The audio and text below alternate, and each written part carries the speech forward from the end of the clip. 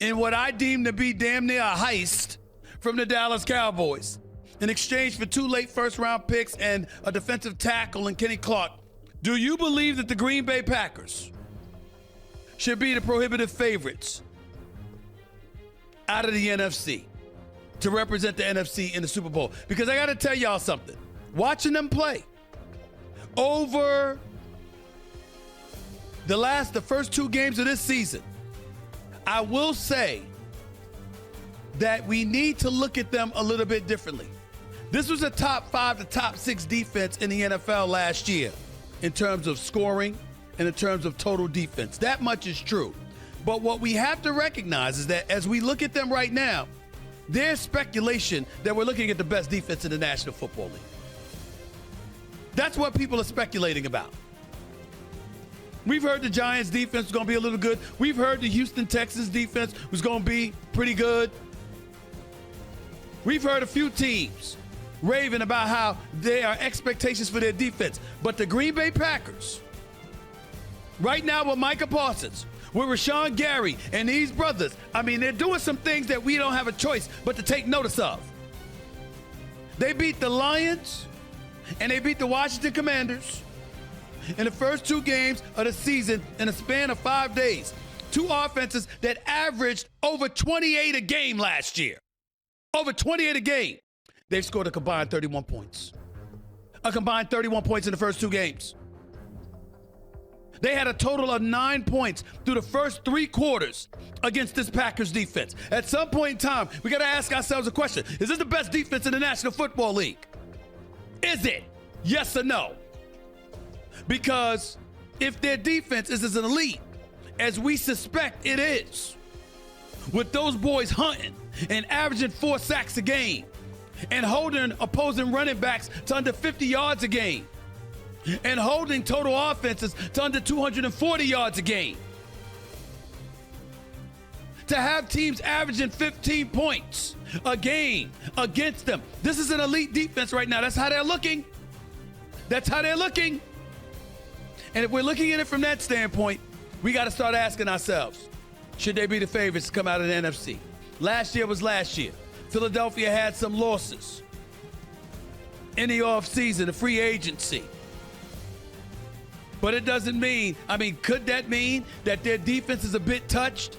And as a result, we shouldn't expect from them what we anticipated and expected from them last year, which would elevate Green Bay in our eyes? I'm looking at Green Bay, the Philadelphia Eagles, and the Los Angeles Rams as the top 3 teams in the NFC. Top 3 teams in the NFC. Tampa Bay, you can make an argument that they should be in the mix because Baker Mayfield's been balling and Todd Bowles knows what to do with a defense. Okay, that's fine.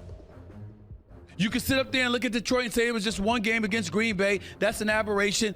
But with 2 all-purpose wide receivers that accumulated over 1,000 yards last year, with 2 running backs who did the same, with a tight end like Laporta, with a coach like Dan Campbell, expectations is that Detroit, that was just an aberration. But the bottom line is, it doesn't negate the fact that they got smacked around by Green Bay in the opener. So I'm looking at them right now, and I got some legitimate questions about Green Bay. I'm looking at a Jordan Love. Will he evolve into a top 5 quarterback in the National Football League? Have my researchers do some homework. I'm looking at him right now. Through 2 games, he's completed 66% of his passes. He's thrown for 480 yards. He's got 4 touchdowns, not a single interception, and he's averaging 9.1 yards per attempt. By the way, with a passer rating of 120. This is who Jordan Love is. This is what he's bringing to the table. This is all the stuff that's going on. We can't escape this. We cannot escape it. By the way, I'm inside the Wynn Hotel here in Las Vegas, Nevada. People walking by. It's the glasses. The studio's encased by glass. It's immaculate. It's beautiful. SiriusXM Studios inside the Wynn Hotel. For everybody that's walking by there, I might have a surprise for y'all. So if you stop by and you're peeking in the window and you're looking at me and you're wondering, what surprise may I have for you? All I can tell you is this. It might be a good one. You might want to stick around because I might bring you in studio to give it to you. Stay tuned.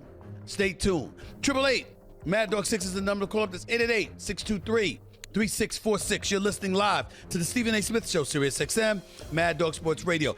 Answering these questions about Jordan Love compared to Jayden Daniels. Jayden Daniels, listen, let me say this. The brother's a stud, only his second year in the league. We all know he can play.